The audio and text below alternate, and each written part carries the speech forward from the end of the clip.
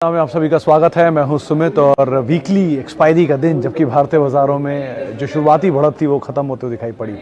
आज का दिन बहुत ही क्रूशियल था, क्योंकि आज मार्केट्स में जो फेड के आउटकम थे उसके बाद अनुमान था कि शायद तेज़ी रहे और गैप अप शुरुआत भी हुई थी। 150 अंकों के आसपास की बढ़त एसएक्स निफ्टी में थी। हालांकि हायर लेवल से मार्केट ने एक जोरदार बिकवाली दिखाई और सेकंड हाफ तक आते थे डे लो के आसपास बंद हुआ। Severe carnage mid cap small cap में आपको फिर दिखाई पड़ेगा। 10% नीचे मिड कैप स्मॉल कैप में कई सारे स्टॉक्स कामकाज करते हुए दिखाई पड़ रहे थे। आज हायर लेवल से मार्केट्स में बिकवाली थी। Front line Nifty, Sensex, mid cap, small cap सब में बिकवाली की इंटेंसिटी इस तरह से समझिए कि साल के निचले स्तरों पर पहुंच गया निफ्टी। साल के निचले स्तरों पर metal, IT, pharma, small cap, ये 4-5 इंडिसेस हैं जो कि साल के निचले स्तरों के इधर करीब हैं या फिर साल के निचले स्तरों पर कामकाज कर रहे हैं। निफ्टी के 8 स्टॉक्स ने आज साल का निचला स्तर छुआ। निफ्टी के 25 ऐसे स्टॉक्स हैं जो कि साल के निचले स्तरों के करीब कामकाज करते हुए दिखाई पड़ रहे हैं। इंडिविजुअली मार्केट में जो सेल ऑफ है इस पूरे साल में अब तक चल ही रहा है। ये छठा महीना जबकि मार्केट में बिकवाली देखने को मिल रही है और बिकवाली की इंटेंसिटी इस तरह की है कि करीब 15 लाख करोड़ रुपए की मार्केट कैप निफ्टी 50 की वाइप आउट हो चुकी है। तो तेज़ बिकवाली का दौर बाजार में लगातार बना हुआ है और अभी भी चल रहा है। ट्रिगर्स बहुत सारे हैं, जिसमें higher inflation, higher interest rate, जिसको मार्केट पहला रीज़न मान के चल रहा है। वो बात बोल दी गई यूएस में कि ग्लोबल मंदी आ सकती है, तो ग्लोबल मंदी को बाजार डिस्काउंट करना शुरू हो चुका। क्रूड जो कि लगातार तेज़ी में था ही, थोड़ा सा ईज आउट ज़रूर हुआ लेकिन अभी भी तेज़ी में ही है। ओवरऑल ट्रेंड तेज़ी का ही है और डॉलर साथ साथ उसमें, क्योंकि डॉलर और क्रूड के जो इक्वेशन उसकी वजह से एटीएफ के दाम बढ़ रहे हैं, फ्यूल के दाम बढ़ रहे हैं, जो कि इन्फ्लेशन को फर्दर फ्यूल अप कर रहा है। उसके अलावा एफआईएस की बिकवाली का दौर करीब 2.5 लाख करोड़ रुपए की बिकवाली एफआईएस इस साल में अब तक कर चुके हैं और वो बिकवाली का जो ट्रेंड है वो कंटिन्यू है। तो ऐसे बहुत सारे ट्रिगर्स जिसको मार्केट डिस्काउंट करता चल रहा है और डिस्काउंटिंग हायर मल्टीपल भी ऑब्वियसली बात है। पी बहुत हायर साइड पर था तो बाजार ने उसको भी डिस्काउंट किया। आज आपको निफ्टी का पी 19 पे दिखाई पड़ेगा, जबकि ये टॉप पर 24 के आसपास था। उससे पहले तो ये 40 के मल्टीपल तक भी जा चुका है, तो बाजार उसको भी कूल ऑफ कर रहा है। तो ऐसी बहुत सारी चीज़ें जिनको बाजार डिस्काउंट कर रहा है। लेकिन हैविंग सेड दैट, हर चीज़ मतलब there is always something good on a bad day. तो कुछ अच्छा भी होता है। अगर क्रूड तेज़ है, महंगाई बढ़ रही है, इंटरेस्ट रेट बढ़ रहा है, तो एक समय पे आकर डिमांड स्लो हो जाएगी। डिमांड स्लो होगी तो वापस क्रूड ईज आउट होगा, इन्फ्लेशन ईज आउट होगी, इंटरेस्ट रेट नीचे आएंगे, बाजार फिर वापस उसको डिस्काउंट करना शुरू कर देगा। तो ये दोनों तरह के ट्रिगर बनते हैं। अगर डॉलर तेज़ हो रहा है तो आईटी के रियलाइजेशन अच्छे होंगे, जो एक्सपोर्ट कंपनीज उनके रियलाइजेशन अच्छे होंगे, तो वहाँ से अच्छे नंबर आने शुरू हो जाएंगे, जो कि ओवरऑल जीएसटी के नंबर पे और बाकी नंबर पे रिफ्लेक्ट करेगा। तो ऐसे नहीं है कि सब कुछ खराब ही होता है, कुछ ना कुछ तो अच्छा भी होता है ये दुनिया में। और जिस दिन वॉर कहीं ना कहीं एंड हुआ, इन्फ्लेशन कहीं ना कहीं ईज आउट हुई, कोई चीज़ की कीमत एक लेवल तक बढ़ती है, उसके बाद तो वो भी नीचे आती है। अगर शेयरों का दाम एक लेवल तक बढ़ सकता है तो महंगाई भी एक लेवल तक ही बढ़ेगी, उसके बाद वो भी कूल ऑफ होना शुरू हो जाएगी, डिमांड स्लो हो जाती है। तो अब देखते हैं क्या चीज़ कब तक होगी। तो ये इंटेंसिटी जो है सेल ऑफ की, ये ज़रूर अभी काफ़ी भारी दिखाई पड़ रही है कि मिड कैप स्मॉल कैप में तो बहुत सीवियर कार्नेज है। तो ये बात सुनने कहने में फिर भी आसान लगती है, लेकिन एक्चुअल में जिनके पास है वो पोजीशन है उनको ज़्यादा ट्रबल होता है।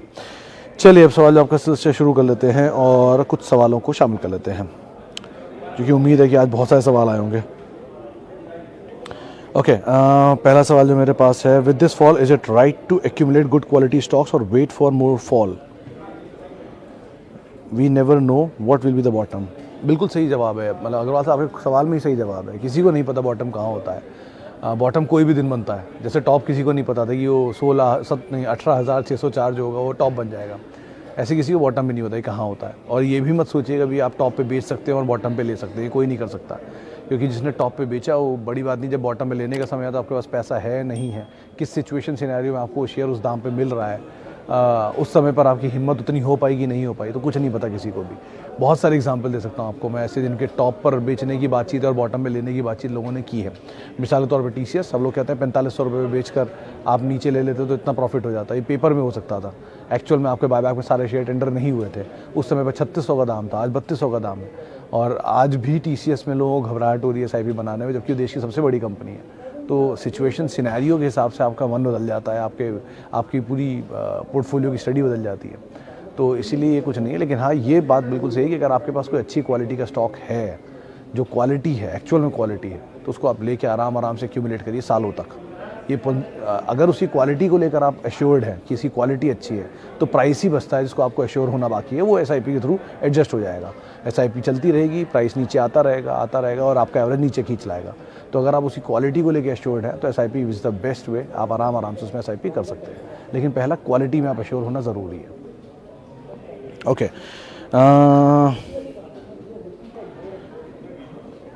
कोई भी शेयर सस्ता है या महंगा कैसे पता लगेगा? अरविंदा साहब, वैल्यू और प्राइस का जो डिफरेंस है वो समझने लायक चीज़ होती है। मिसाल के तौर पे आपको प्राइस 10 रुपये दिख रहा है किसी चीज़ का, पानी की बोतल इज़ द बेस्ट एग्जांपल। आपको जैसलमेर में या किसी गर्म जगहों पे वही बोतल 40 की मिलेगी या मॉल में 40 की मिलेगी, लेकिन आप कहीं बाहर लेंगे 10 रुपये की मिलेगी, गंगा किनारे 5 रुपये की मिल जाएगी, क्योंकि प्राइस अवेलेबिलिटी ज़्यादा है, डिमांड स्लो है। दूसरी जगह पे सप्लाई स्लो है, डिमांड ज़्यादा है, तो उस हिसाब से उसकी वैल्यू बढ़ घट रही है, लेकिन एक्चुअल में उसकी प्राइस 10 ही रुपये है जो उसका एक्चुअल प्राइस है। तो डिमांड वैल्यू डिसाइड करता है और प्राइस ही रहेगा, वो जो एक इंट्रिंसिक प्राइस होता है। अब कौन सी चीज़ महंगी सस्ती, आप इसको ऐसे समझ सकते हैं कि एक company P is the best indicator बोलते हैं उसमें, क्योंकि वो सबसे पहला इंडिकेटर होता है। उसके हिसाब से कोई भी चीज़ जो अपने हाईएस्ट पी की तरफ जा रही है वो महंगी है, कोई भी चीज़ जो अपने एवरेज पी के भी नीचे आ रही है वो ठीक ठाक सस्ती है, रीज़नेबल है, जहाँ पे एंटर किया जा सकता है।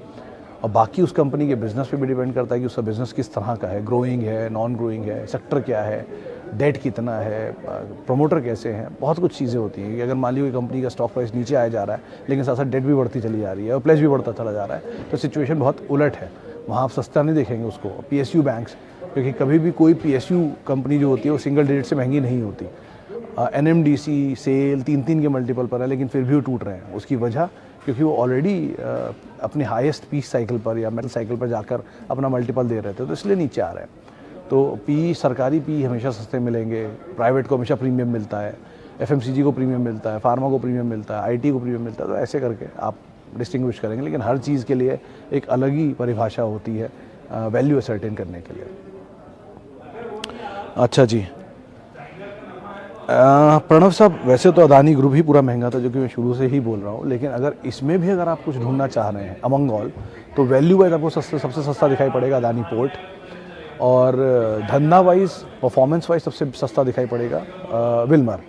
उसकी वजह, एक तो पोर्ट वैल्यू वाइज सस्ता है, निफ्टी के सबसे सस्ते स्टॉक में, अदानी ग्रुप के सबसे सस्ते स्टॉक में आता है, लेकिन विल्मर को इसलिए कि उसमें पोटेंशियल काफ़ी ज़्यादा माना जाता है और लिस्टिंग अभी हुई है, तो उसमें बहुत कुछ है आगे देखने के लिए। 10 की फेस वैल्यू है, तो बहुत नए एक्विजिशंस कर रहे हैं, कारोबार विस्तार कर रहे हैं, ग्रुप अच्छा, जिस कारोबार में फूड कारोबार को कंसोलिडेट कर रहे हैं, तो इस तरह की चीज़ें वहाँ हो रही हैं। तो डेवलपमेंट वाइज वो ज़्यादा बेटर दिख रहा है, तो आप इन दोनों में से कोई एक ऑप्शन तलाश सकते हैं। Sir, buying dividend stocks whose market price less than price to book. Sir, price to book के हिसाब से आप देखेंगे तो आपको हमेशा PSU बैंक से दिखाई पड़ेंगे जो बुक के नीचे हैं, 1, क्योंकि हमेशा इनके एसेट ज़्यादा होते हैं, चाहे वो आप PSU कंपनी से उठा लीजिए, PSU बैंक उठा लीजिए, दोनों आपको प्राइस बुक वैल्यू के नीचे दिखाई पड़ेंगे।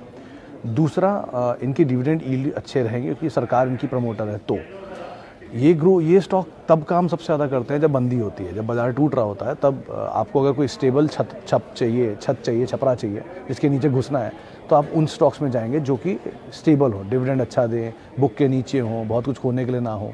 लेकिन जैसे ही बाजार पलटेगा और मिड कैप में तेज़ी आएगी, कॉन्ट्रा हो जाएगा, उस समय सबसे धीरे चलने वाले स्टॉक भी बन जाएंगे। तो इसीलिए ये स्टेबल स्टॉक का एक हिस्सा पोर्टफोलियो में ज़रूर ऐड कर सकते हैं, लेकिन ये पूरा पोर्टफोलियो बना लेना ये कहीं शायद औचित्य ना हो।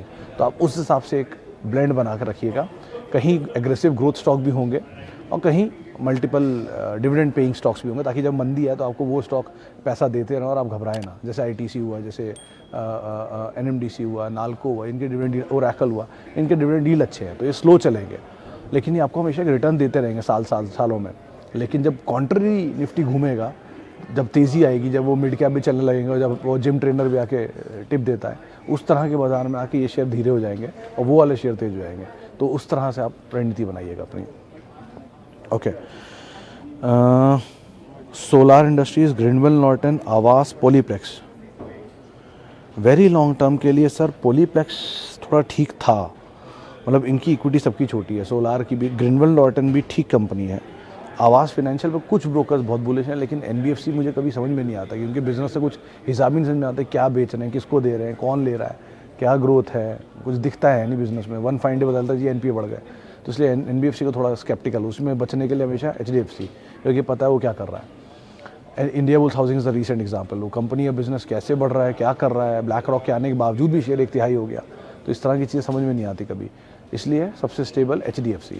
अब रही बात बाकी कंपनियों में, सोलार इंडस्ट्रीज़ का बिजनेस एक ही मॉडल पर है, वो जो ये dynamite and all explosives provide कराते हैं बड़ी PSUs को, इसमें कोल इंडिया से बड़ा कस्टमर है, तो कोल इंडिया के बिज़नेस पे बहुत हद तक इनका बिज़नेस डिपेंड करता है, इसलिए एक बार को थोड़ा स्केप्टिकल रहेगा। ग्रिंडवेल नॉर्टन ठीक कंपनी है, आवास में वही प्रॉब्लम है, और पॉलीप्लेक्स के केस में अगर पैकेजिंग में जाना चाहते हैं तो EPL ज़्यादा बड़ा बिजनेस आपको दिखाई पड़ेगा, SL प्रोपेक, या फिर आप जिंदल पॉली जैसी कंपनियां इसके अंदर भी आती हैं, उनका भी कुछ कारोबार मिलता है। लेकिन पैकेजिंग में अगर आप जाना चाहते हैं तो लॉजिस्टिक में सीधे चले जाइए ब्लू डार्ट जैसी कंपनियों में, जो कि मल्टीनेशनल जाइंट्स हैं, लेकिन इसमें ये कुछ कंसर्न्स दिख रहे हैं। लेकिन फिर भी अमंग 4 आप अगर रखना चाहेंगे तो ग्रिंडवेल और पॉलीप्लेक्स को एक बार को देखा जा सकता है। अच्छा जी, क्या कोविड-19 का पार्ट 2 आने वाला है? Asian paint, Infosys, Tata steel motor, CDSL। Sir लंबी सूची है। पहला, कोविड-2 का पार्ट अगर आ भी गया तो भी हम पे ही डिपेंड करता है, जितना जल्दी हम मास्क लगाएंगे, जितना जल्दी हम उसे संभालेंगे, उतना जल्दी हम संभलेंगे। और वेव अगर आती भी है तो वो इंटेंसिटी नहीं होगी, हर इंटेंसिटी कम होती जा रही है। 2 सबसे गंदी वेव थी, उसके बाद से जितनी इंटेंसिटी आई थोड़ी कम ही है। अब रहती है बात कि शेयरों की अगर बात की जाए तो Asian paint, Infosys, Tata steel motors, चारों कंपनियाँ अच्छी हैं, इनमें कोई दो राय नहीं है। CDSL केस में बस यही एक फ्लॉ है कि बहुत भागा है, जो टाटा स्टील में भी हुआ है, तो ये दोनों कूल ऑफ होंगे पहले, टाटा स्टील भी और टाटा CDSL भी, इनको कूल ऑफ होने दीजिए। बाकी 3 के ऊपर आपने नज़र बना के रख सकते हैं, SIP सबसे बढ़िया तरीका। अच्छा, I have some cash and invested in Nifty index in last 6 months by SIP, now market going more dip, should I add now? Sir Alam साहब, आप ये कर सकते हैं कि आपकी SIP का साइज़ दुगना या फिर तिगुना कर सकते हैं इस तरह के फॉल में, क्योंकि आपकी SIP तो कंटिन्यू ही रहेगी एटलीस्ट अभी भी, लेकिन जो क्वांटम होगा पोजीशंस आने का, यूनिट्स आने का, एटलीस्ट वो बढ़ जाएगा, तो आपको फॉल का भी पूरा बेनिफिट मिलेगा, क्वांटिटी भी ज़्यादा हो जाएगी, और आप पैसे को धीरे धीरे डिप्लॉय कर पाएंगे, और आपको पता नहीं इंटेंसिटी कब तक ये रहेगी फॉल की। इंडेक्स है, इंडेक्स तो 14,000 भी जा सकता है, 12,000 भी जा सकता है, 11,000 भी जा सकता है, लेकिन स्टॉक बहुत तेज़ी से टूट रहे हैं, 40% ऑलरेडी वाइप आउट हो चुके हैं, 50% वाइप आउट हो चुके हैं, तो फ्रोथ कहीं तो ख़त्म होगी, जहाँ वो फ्रोथ ख़त्म होगी वापस चलना शुरू होगा। लेकिन तब तक के लिए आप एटलीस्ट अपनी SIP का साइज़ बढ़ा दिए, और हर हफ्ते, महीने, या दूसरा तरीका ये कि अगर आपकी मंथली SIP है तो उसे फोर्टनाइटली कर दीजिए, वीकली कर दीजिए, तो क्वांटम उतना ही रखिए, उसकी ड्यूरेशन कम कर दीजिए, तो ज़्यादा जल्दी आने लग जाएंगे। तो जितनी तेज़ फॉल अगर हो रहा है और बाज़ार में फॉल चल रहा है, इस फॉल में आपको उसका बेनिफिट मिलता रहेगा। तो ये 2 ट्रिकी वे हैं जिससे आप एटलीस्ट अपने पोर्टफोलियो को स्टेबल कर पाएंगे। Okay, Procter and Gamble, Merck. Sanjay sir, आपको मेरे ख्याल से डिविडेंड ही मिला होगा काफ़ी ज़्यादा, 5200 रुपये पर अगर आपने खरीदारी की है तो। वैसे भी कंपनी डिविडेंड अच्छा देती है, तभी तो बने रही है। आपकी कॉस्ट भी बहुत नीचे है, अगर हाफ पे मिल रहा है तो ऑफर द ऐड भी कर सकते हैं, मल्टीनेशनल जाइंट है, ऐसी कोई इशू नहीं है इसमें एज सच तो, लेकिन बेटर डिविडेंड प्ले ज़्यादा रहेगा। प्रॉक्टर की इक्विटी बहुत छोटी है, तो इसमें बहुत कुछ खोने के लिए है नहीं, अगर टूटेगा भी तो कुछ दिन बाद घूम घाम के वापस ऊपर ही आ जाना चाहिए, क्योंकि इक्विटी छोटी है। तो अगर किसी को भी लिमिटेड कंपनी में स्टॉक उठाना है तो वही उठाना पड़ेगा। HUL ने रिसेंटली 5% इक्विटी उठाई है बाजार से, लाइकवाइज इनको भी आप देख सकते हैं। ओके, सर कब रुकेगा, कहाँ रुकेगा, 21,000 का लेवल कब दिखेगा? वीर साहब, मार्केट बहुत इजी लगता है सबको, बहुत आसान है, नीचे खरीदा ऊपर बेचा, सबको पता है 17,000, 18,000, 20,000, 19,000, 21,000 होते रहेंगे सब लेवल।